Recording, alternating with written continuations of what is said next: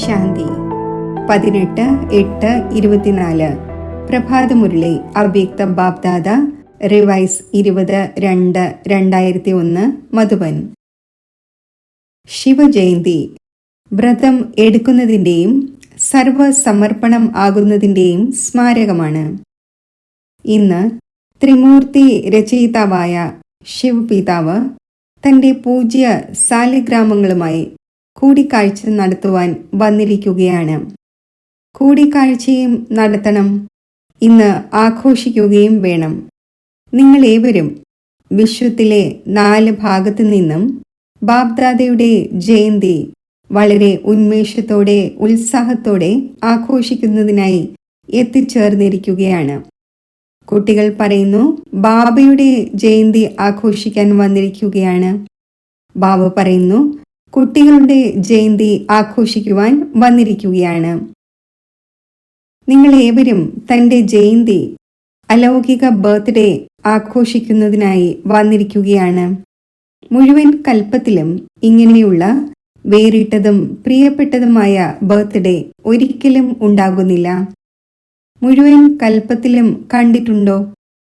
പിതാവിൻ്റെയും ഒപ്പം കുട്ടികളുടെയും ഒരുമിച്ചുള്ള ഇങ്ങനെയുള്ള ബർത്ത്ഡേ ആഘോഷിച്ചിട്ടുണ്ടോ? കാരണം വിശ്വപരിവർത്തനത്തിൻ്റെ കാര്യത്തിൽ ശിവബാബയോടും ബ്രഹ്മദാദയോടും ഒപ്പം ബ്രാഹ്മണരും തീർച്ചയായും ആവശ്യമാണ്. ബ്രാഹ്മണരില്ലാതെ യജ്ഞം സഫലമാകുന്നില്ല.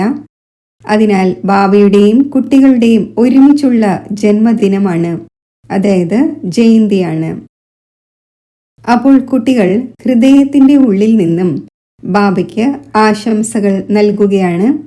ബാബ ഓരോ ബ്രാഹ്മണനായ കുട്ടിക്കും അലൗകിക ജന്മത്തിൻ്റെ 100 കോടി 10,000 കോടിയേക്കാളും കൂടുതൽ ഹൃദയത്തിൽ നിന്നുള്ള ആശീർവാദങ്ങളോടൊപ്പം ആശംസകൾ നൽകുകയാണ്.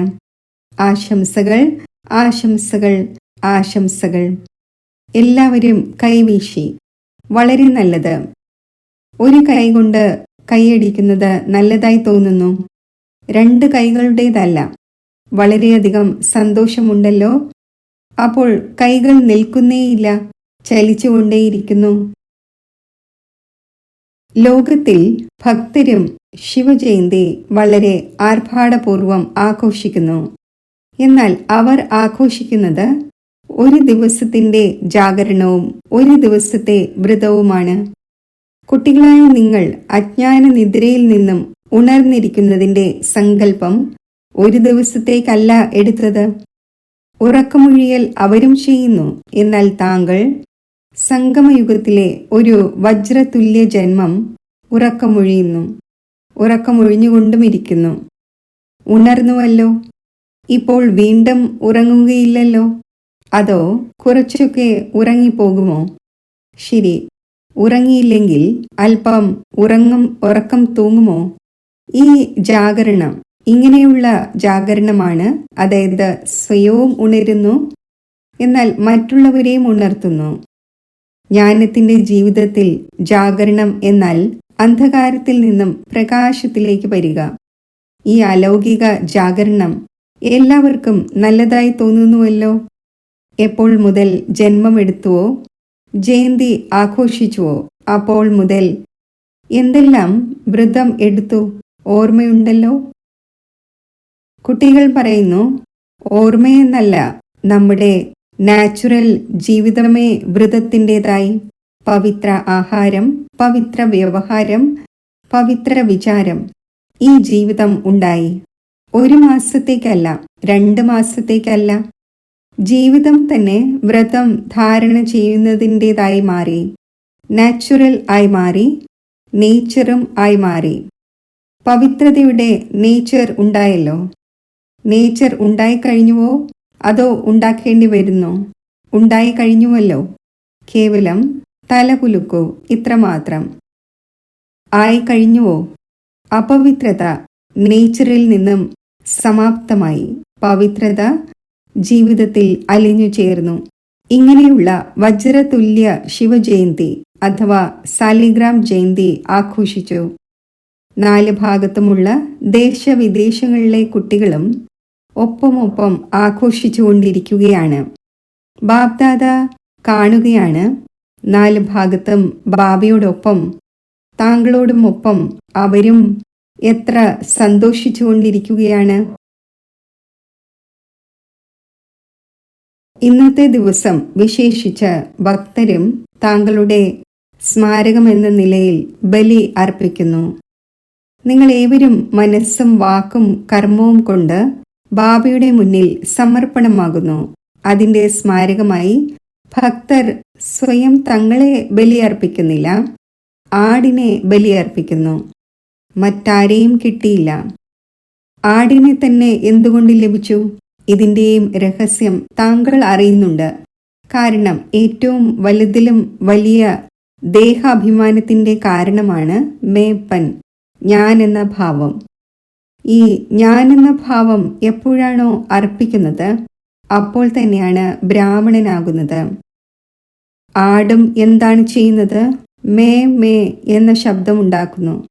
അപ്പോൾ ഇത് ദേഹാഭിമാനത്തിൻ്റെ ഞാനെന്ന ഭാവത്തിൻ്റെ അടയാളമാണ്. ദേഹാഭിമാനത്തിൻ്റെ ഞാനെന്ന ഭാവം വളരെ സൂക്ഷ്മവുമാണ്, ഭിന്ന ഭിന്ന പ്രകാരത്തിലുമുണ്ട്. ഏറ്റവും ആദ്യത്തെ ഞാനെന്ന ഭാവമാണ് ഞാൻ ശരീരമാണ്, ഇന്നയാളാണ് എന്നത്. പിന്നെ മുന്നോട്ട് പോവുകയാണെങ്കിൽ സംബന്ധങ്ങളിൽ കുടുങ്ങുന്നതും ഭിന്ന ഭിന്ന ഞാനെന്ന ഭാവമാണ്. ഇനിയും മുന്നോട്ട് പോയാൽ ഭിന്ന ഭിന്ന പൊസിഷന്റെയും ഞാനെന്ന ഭാവമുണ്ട്. അതിനേക്കാളും സൂക്ഷ്മമായ തൻ്റെ വിശേഷതയുടെ ഞാനെന്ന ഭാവം മുകളിൽ നിന്നും താഴേക്ക് കൊണ്ടുവരുന്നു. വിശേഷത ഓരോരുത്തരിലുമുണ്ട്.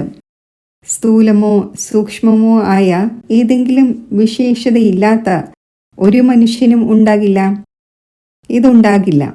ജ്ഞാനി ജീവിതത്തിൽ ഓരോ ബ്രാഹ്മണന്റെയും ഉള്ളിൽ ഏറ്റവും കുറഞ്ഞത് ഒരു വിശേഷത തീർച്ചയായും ഉണ്ട്.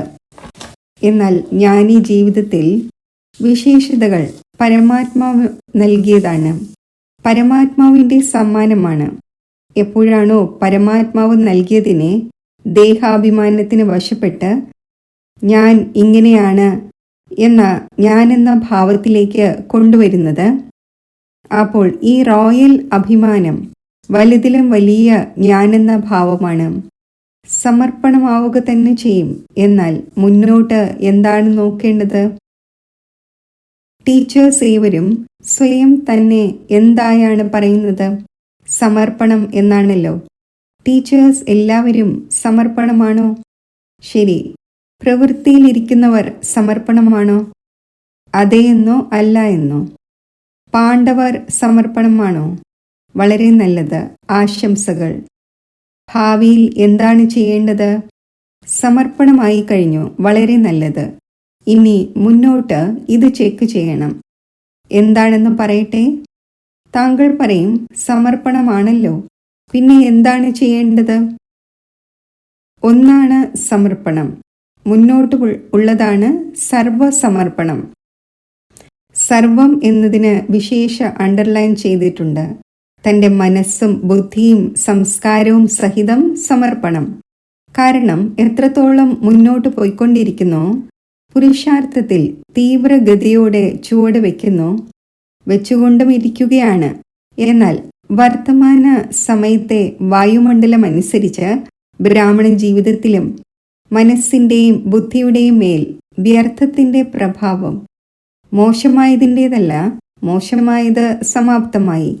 എന്നാൽ വ്യർത്ഥത്തിൻ്റെയും നെഗറ്റീവിൻ്റെയും പ്രഭാവം കൂടുതലാണ്. അതിനാൽ യഥാർത്ഥവും സത്യവുമായത് നിർണയിക്കുന്നതിനുള്ള തിരിച്ചറിവിൻ്റെ ശക്തി കുറഞ്ഞു പോകുന്നു.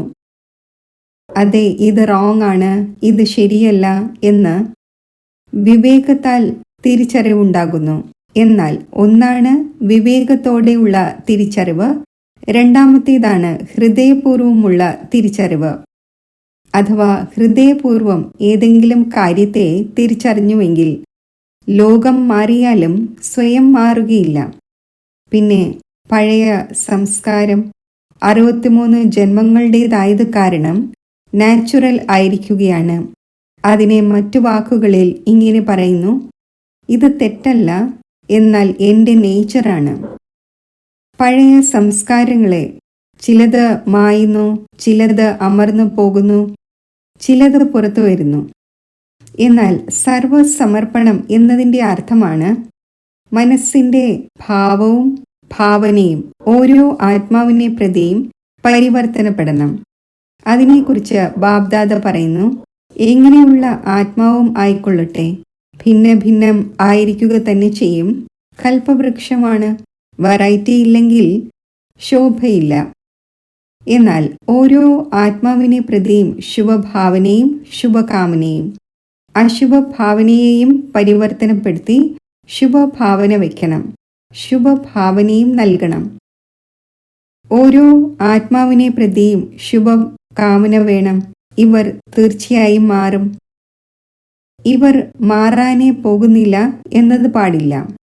അവരെ പ്രതി ജഡ്ജായി ഇവർ മാറാനേ പോകുന്നില്ല എന്ന ജഡ്ജ്മെന്റ് നൽകാതിരിക്കൂ.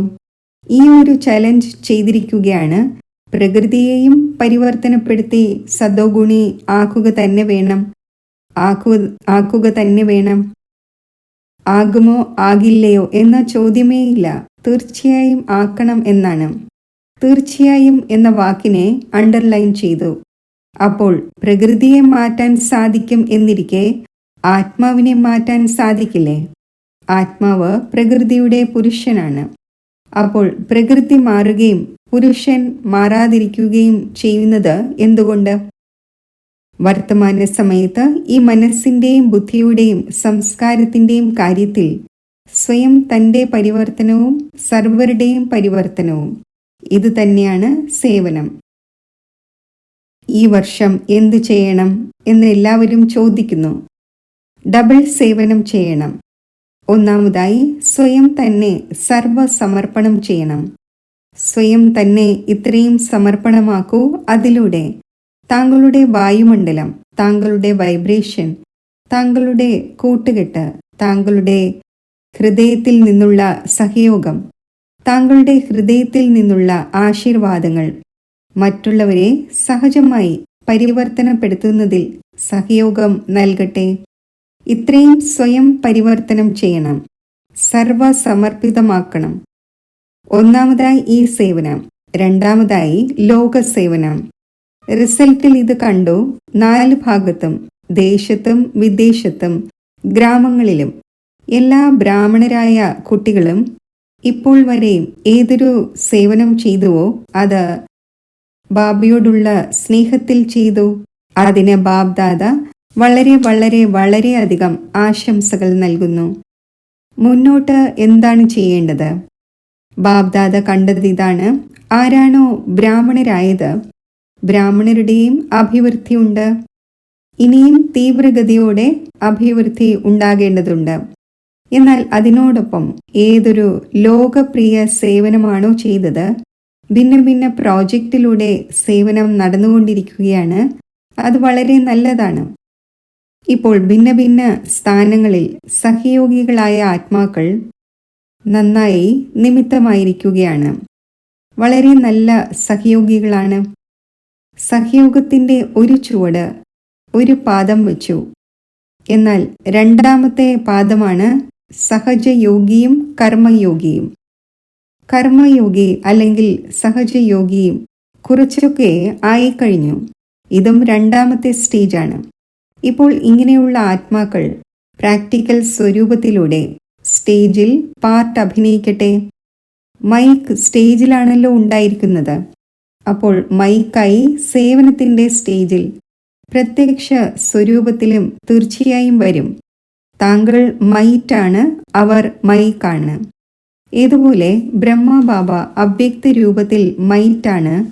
കുട്ടികളായി നിങ്ങളെ മൈക്ക് ആക്കി. അതേപോലെ മൈറ്റ് ആകൂ. ഇങ്ങനെയുള്ള മൈക്കുകളെ തയ്യാറാക്കുകയും ചെയ്യൂ. വളരെ നല്ലവരാണ്. പ്രതീക്ഷയുള്ളവരും ഫാസ്റ്റായി പോകുന്നവരുമാണ്. ഇപ്പോൾ കേവലം ഇങ്ങനെയുള്ള ആത്മാക്കളുമായുള്ള കണക്ഷൻ വർദ്ധിപ്പിക്കേണ്ട ആവശ്യമുണ്ട്. എന്തു ചെയ്യണം, എങ്ങനെ ചെയ്യണം എന്നത് അവർ ആഗ്രഹിക്കുന്നു. മൈറ്റായി അവരെ ഇങ്ങനെയുള്ള വിധി കേൾപ്പിക്കൂ. അതിലൂടെ ലൗകിക ഓക്കുപേഷനും അലൗകിക സേവനവും രണ്ടിൻ്റെയും ബാലൻസ് വെച്ചുകൊണ്ട് ലാസ്റ്റ് സോ ഫാസ്റ്റായി ഫസ്റ്റിൻ്റെ ലൈനിൽ വരട്ടെ. ഇങ്ങനെയാണ് പ്രത്യക്ഷത ഉണ്ടാകേണ്ടത്. കേവലം കണക്ഷനും കറണ്ടും നൽകൂ. ആത്മീയതയുടെ കറണ്ടും വൈബ്രേഷനും വായുമണ്ഡലത്തിൻ്റെ കറണ്ടും വിധിയും. അതിലൂടെ ബാലൻസ് വയ്ക്കുന്ന ജീവിതം വളരെ നല്ലതുമാണ്, സഹജവുമാണ് എന്നതിന് അവർ നിമിത്തമാകണം. ശരിയാണല്ലോ, എന്ത് ചെയ്യണം എന്നത് കേൾപ്പിച്ചുവല്ലോ. ചെറിയ ചെറിയ പൂച്ചെണ്ടുകൾ തയ്യാറാക്കൂ. ശരി, വലിയ പൂച്ചെണ്ടല്ല, 5 പുഷ്പങ്ങളുടെയോ 10 പുഷ്പങ്ങളുടെയോ പൂച്ചെണ്ട് കൊണ്ടുവരൂ. ഓരോ പൂവും ബാബ്ദാദയുടെ ദൃഷ്ടികളിലുണ്ട്. കേട്ടുവോ പാണ്ഡവർ, കേട്ടുവോ? വളരെ നല്ലത്. ഡബിൾ ഫോറിനേഴ്സ് ജമ്പ് ചെയ്യുകയല്ല, പറന്നുകൊണ്ടിരിക്കുകയാണ്. അപ്പോൾ ആദ്യത്തെ പൂച്ചെണ്ട് വിദേശത്തുള്ളവർ കൊണ്ടുവരുമോ അതോ ഭാരതം കൊണ്ടുവരുമോ? ആര് കൊണ്ടുവരും? അതോ രണ്ടുപേരും ഒരുമിച്ച് കൊണ്ടുവരുമോ? ഒരു ഭാഗത്ത് നിന്നും ഫോറിനിലേത്, ഇനി ഒരു ഭാഗത്ത് നിന്നും ഭാരതത്തിലേത്. 2 പൂച്ചെണ്ടുകളും സ്റ്റേജിൽ വരണം. ഏതുപോലെ ഈ സെറിമണി ആഘോഷിക്കുന്നോ അതേപോലെ 2 പൂച്ചെണ്ടുകളുടെയും ഭാരതത്തിൻ്റെയും വിദേശത്തിൻ്റെയും സെറിമണി ആഘോഷിക്കും. ശരിയാണോ? വിദേശത്തുള്ളവർ എന്ത് മനസ്സിലാക്കുന്നു? ശരിയാണോ? അപ്പോൾ അടുത്ത സീസണിൽ കൊണ്ടുവരുമോ? കൊണ്ടുവരണമോ? ഭാരതത്തിലുള്ളവർ കൊണ്ടുവരുമോ? ലൗകികത്തിൻ്റെയും അലൗകികത്തിൻ്റെയും ഓക്കുപേഷൻ്റെ ബാലൻസ് ഉള്ളവർ. താങ്കളെപ്പോലെ കേവലം ബ്രാഹ്മണ ജീവിതം ഉള്ളവരല്ല, ലൗകികവും അലൗകികവും. അതിൻ്റെ പ്രഭാവം കൂടുതൽ ഉണ്ടാകും. താങ്കളിൽ നിന്നും ദൃഷ്ടി എടുക്കുവാൻ വരും. ശരി, ജയന്തി എന്താണ് ചിന്തിച്ചുകൊണ്ടിരിക്കുന്നത്? പേര് ചിന്തിച്ചുകൊണ്ടിരിക്കുകയാണോ? ഈ നിർമ്മലയും മോഹിനിയും പേര് ചിന്തിച്ചുകൊണ്ടിരിക്കുകയാണല്ലോ. ഇവിടെ പാണ്ഡവരെ നോക്കൂ. ഭാരതത്തിൽ പാണ്ഡവർ അല്പം കുറവാണ്. അള്ളാഹുവിന് സമ്മാനമാണ്. ഇത് നോക്കൂ, കുറച്ചു പേർ ഇരിക്കുന്നുമുണ്ട്. ഈ ബ്രയൻ, ഓസ്ട്രേലിയയിലെ ബ്രയൻ ബ്രദർ മുന്നിൽ ഇരിക്കുകയാണല്ലോ. പൂച്ചെണ്ട് തയ്യാറാക്കണമല്ലോ. വളരെ നല്ലവരുണ്ട്. ഏതൊരു പേരാണ് നൽകുന്നത്? NCO. ശരി, ഫോറിനിലെ NCOക്കാർക്കായി ഉയർത്തു. NCO നാഷണൽ കോർഡിനേറ്റിംഗ് ഓഫീസ് ആകുന്നത് സഹജമല്ല. അതിശയം ചെയ്യേണ്ടി വരും. ചെയ്യാൻ സാധിക്കും. വലിയ കാര്യമൊന്നുമല്ല. കാരണം ഭൂമി തയ്യാറാണ്. വിത്തും വിതയ്ക്കപ്പെട്ട് കിടക്കുകയാണ്. കേവലം പാലനയുടെ ജലം നൽകുകയേ വേണ്ടൂ. ഇപ്പോൾ വിത്തിന് പാലനയുടെ ജലം വേണം. ശരി, ടീച്ചേഴ്സും ധാരാളം വന്നിരിക്കുകയാണ്. ടീച്ചേഴ്സിനും ആശംസകൾ. താങ്കൾ തന്നെയാണല്ലോ സേവനം ചെയ്തത്. അപ്പോൾ സേവനത്തിൻ്റെ ആശംസകൾ. ശരി, ഗുജറാത്തിൻ്റെ അവസ്ഥ എന്താണ്? മുന്നിലുള്ളവർ പറഞ്ഞു, ഗുജറാത്തിൽ വളരെ വലിയ ഭൂകമ്പം വന്നു. ചഞ്ചലത ഗുജറാത്തിൽ നിന്നും ആരംഭിച്ചിരിക്കുകയാണ്. കൂടുതൽ ചഞ്ചലത ഗുജറാത്തിലും വിദേശത്തിലും അല്പം ആരംഭിച്ചിട്ടുണ്ട്. ഭയപ്പെടുന്നില്ലല്ലോ. ഭൂമി കുലുങ്ങുന്നു, എന്നാൽ മനസ്സ് കുലുങ്ങുന്നില്ലല്ലോ. എവിടെയാണോ ഭൂമി കുലുങ്ങിയത്, ഹാനി ഉണ്ടായത്, അവിടെ നിന്നും ആര് വന്നിരിക്കുന്നുവോ അവർ എഴുന്നേൽക്കൂ. അഹമ്മദാബാദിലുള്ളവരും എഴുന്നേൽക്കൂ. ശരി, മനസ്സ് കുലുങ്ങിയോ ഭൂമി കുലുങ്ങിയോ? എന്തുണ്ടായി? മനസ്സിലും അല്പം ഇങ്ങനെയൊക്കെ ഉണ്ടായോ? ഉണ്ടായില്ലല്ലോ. ധീരത ഉള്ളവരാണ് കുട്ടികൾ. തങ്ങളുടെ ധൈര്യത്തിലൂടെയും ബാബയുടെ ഛത്രഛായയിലൂടെയും തൻ്റെ നല്ല റെക്കോർഡ് സൂക്ഷിച്ചു എന്നത് ബാബ്ദാദ കണ്ടു. ആരും ഫെയിൽ ആയില്ല. എല്ലാവരും പാസ്സായി. ചിലർ കുറച്ചും ചിലർ കൂടുതലും. എല്ലാ സ്ഥാനത്തും എല്ലാവരും നമ്പർ വൈസ് തന്നെയാണ്, എന്നാൽ പാസ്സാണ്. ആശംസകൾ. ഏറ്റവും കൂടുതൽ ഗുരുതരമായ സ്ഥാനത്ത് നിന്നും ആരാണ് വന്നിരിക്കുന്നത്? മുന്നിലുള്ളവർ പറഞ്ഞു, ഭുജിലെയും ബചാവുവിലെയും ഓരോ സഹോദരിമാർ വന്നിരിക്കുകയാണ്. ശരി. ഭുജിൽ താങ്കൾ 1000 ഭുജങ്ങളുള്ളവന്റെ കൂടെയായിരുന്നു. ശരി. പരീക്ഷയിൽ പാസ്സായി. വളരെ നന്നായി ചെയ്തു. ഭാവിയിലും കുലുങ്ങരുത്. ഇപ്പോൾ ഉണ്ടായിക്കൊണ്ടേയിരിക്കും, ഭയപ്പെടരുത്. മുന്നിലുള്ളവർ പറഞ്ഞു. ദിവസവും ഉണ്ടാകുന്നു. ഉണ്ടായിക്കൊള്ളട്ടെ. നോക്കൂ, പരിവർത്തനം ഉണ്ടാകണമല്ലോ. അപ്പോൾ പ്രകൃതിയും താങ്കളുടെ ജോലി ചെയ്യുമല്ലോ. മനുഷ്യാത്മാക്കൾ പ്രകൃതിയെ തമോ ഗുണിയാക്കി മാറ്റിയെന്നിരിക്കെ അത് അതിൻ്റെ കാര്യം ചെയ്യുമല്ലോ. എന്നാൽ ഓരോന്നും കളിയാണ്. ഡ്രാമയുടെ കളിക്കുള്ളിൽ ഇതും കളിയാണ്. കളി കാണുമ്പോൾ തൻ്റെ അവസ്ഥ കീഴ്മേൽ ആക്കരുത്. മാസ്റ്റർ സർവശക്തിവാനായ ആത്മാക്കളുടെ സ്വസ്ഥിതിയുടെ മേൽ പരസ്ഥിതി പ്രഭാവം ഇടരുത്. അതിനുപരി ആത്മാക്കളെ മാനസിക വിഷമങ്ങളിൽ നിന്നും മോചിപ്പിക്കുന്നതിന് നിമിത്തമാകൂ. കാരണം മനസ്സിൻ്റെ വിഷമങ്ങൾ താങ്കൾക്ക് മെഡിറ്റേഷനിലൂടെ തന്നെയാണ് മായ്ക്കാൻ സാധിക്കുന്നത്. ഡോക്ടേഴ്സ് തങ്ങളുടെ ജോലി ചെയ്യും. സയൻസിൻ്റെ മേഖലയിലുള്ളവർ തങ്ങളുടെ ജോലി ചെയ്യും. ഗവൺമെൻറ് തങ്ങളുടെ ജോലി ചെയ്യും. താങ്കളുടെ ജോലിയാണ് മനസ്സിൻ്റെ വിഷമങ്ങളെയും ടെൻഷനെയും മായ്ക്കുക എന്നത്. ടെൻഷൻ ഫ്രീ ജീവിതത്തിൻ്റെ ദാനം നൽകണം. സഹയോഗം നൽകണം. ഏതുപോലെ വർത്തമാന സമയത്ത് ദേശവിദേശങ്ങളിലുള്ളവർ സഹയോഗം നൽകിക്കൊണ്ടിരിക്കുകയാണല്ലോ. ഇത് വളരെ നല്ല ഒന്നാണ് ചെയ്തുകൊണ്ടിരിക്കുന്നത്. ഇതിലൂടെ തെളിയുന്നത് വിദേശമായാലും ആരായാലും ഭാരതദേശത്തോട് സ്നേഹമുണ്ട്. ഓരോരുത്തരും അവരവരുടെ കാര്യം ചെയ്തുകൊണ്ടിരിക്കുന്നു. താങ്കൾ തൻ്റെ കാര്യം ചെയ്തുകൊണ്ടിരിക്കുകയാണ്. ഏതുപോലെ തീ പിടിക്കുകയാണെങ്കിൽ തീ അണയ്ക്കുന്നവർ ഭയപ്പെടുന്നില്ല, അണയ്ക്കുന്നു. അപ്പോൾ താങ്കളേവരും മനസ്സിൻ്റെ വിഷമങ്ങളുടെ അഗ്നി അണയ്ക്കുന്നവരാണ്. ശരി. അപ്പോൾ ഗുജറാത്ത് ശക്തമാണല്ലോ. 1000 കൈകളുടെ ഛത്രഛായയിലാണ്. എവിടെ വന്നാലും ഇപ്പോൾ ഗുജറാത്തിനെ കണ്ട് അനുഭവികളായല്ലോ. എവിടെയും വന്നുകൊള്ളട്ടെ. നോക്കൂ, പ്രകൃതിയെ ആർക്കും വിലക്കാൻ സാധിക്കില്ല. ഗുജറാത്തിൽ വരൂ, ആബോയിൽ വരരുത്, ബോംബെയിൽ വരരുത്, അങ്ങനെയല്ല. അത് സ്വതന്ത്രമാണ്.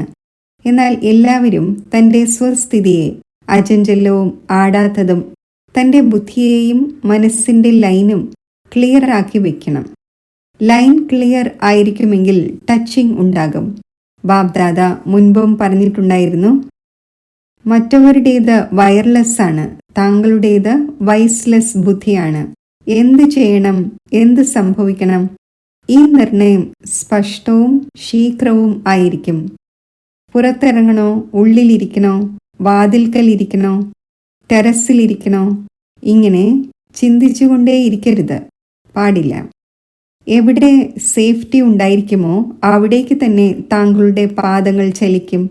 അഥവാ വളരെ ഭയപ്പെടുകയാണെങ്കിൽ ഭയപ്പെടാൻ പാടില്ല. എന്നാൽ വളരെയധികം ഭയപ്പെടുന്നുവെങ്കിൽ, വളരെയധികം ഭയം തോന്നിയെങ്കിൽ മധുബനാകുന്ന അസൈലം വീട് താങ്കളുടേതാണ്, ഭയപ്പെടേണ്ടതില്ല.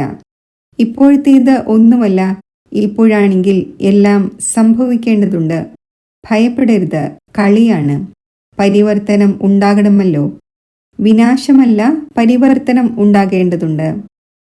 എല്ലാവരിലും വൈരാഗ്യവൃത്തി ഉൽപ്പന്നമാകേണ്ടതുണ്ട്. ദയാഹൃദയരായി സർവശക്തികളിലൂടെയും സകാശ് നൽകി ദയ കാണിക്കൂ. മനസ്സിലായോ? ശരി. ഇപ്പോൾ ഒരു സെക്കൻഡിൽ മനസ്സിനെയും ബുദ്ധിയെയും ഏകാഗ്രമാക്കാൻ സാധിക്കുമോ? സ്റ്റോപ്പ് എന്ന് പറയുമ്പോൾ സ്റ്റോപ്പ് ആകണം.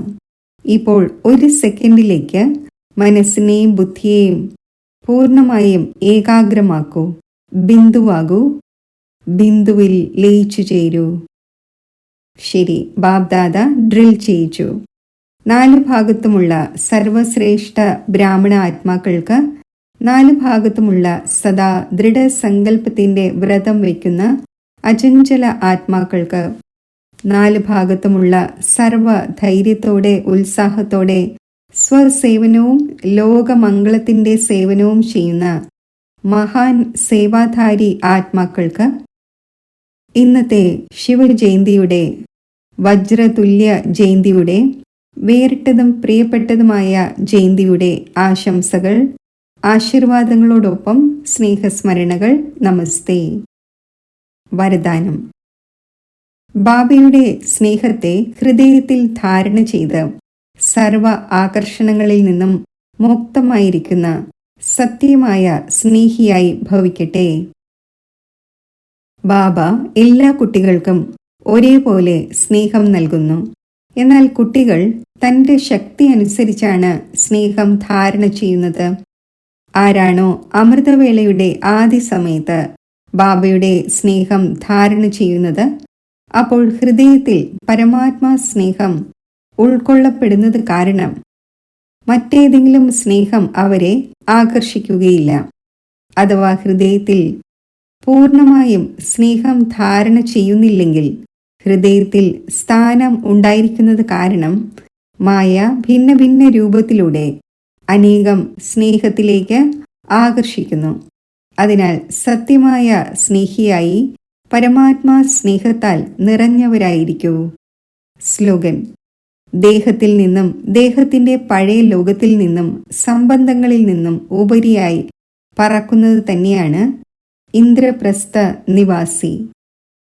സൂചന: ഇന്ന് മാസത്തിലെ 3-ാമത്തെ ഞായറാഴ്ച അന്താരാഷ്ട്ര യോഗ ദിവസമാണ്. എല്ലാ ബ്രഹ്മവത്സരം സംഘടിത രൂപത്തിൽ വൈകിട്ട് 6:30 മുതൽ 7:30 വരെ വിശേഷിച്ച് ദയാഹൃദയനായ ബാബയോടൊപ്പം തൻ്റെ മാസ്റ്റർ ദയാഹൃദയ സ്വരൂപത്തിൽ സ്ഥിതി ചെയ്ത് സർവ ആത്മാക്കൾക്കും പവിത്രതയുടെ ബലം നൽകണം.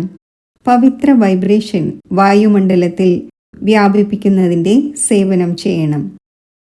ഓം ശാന്തി.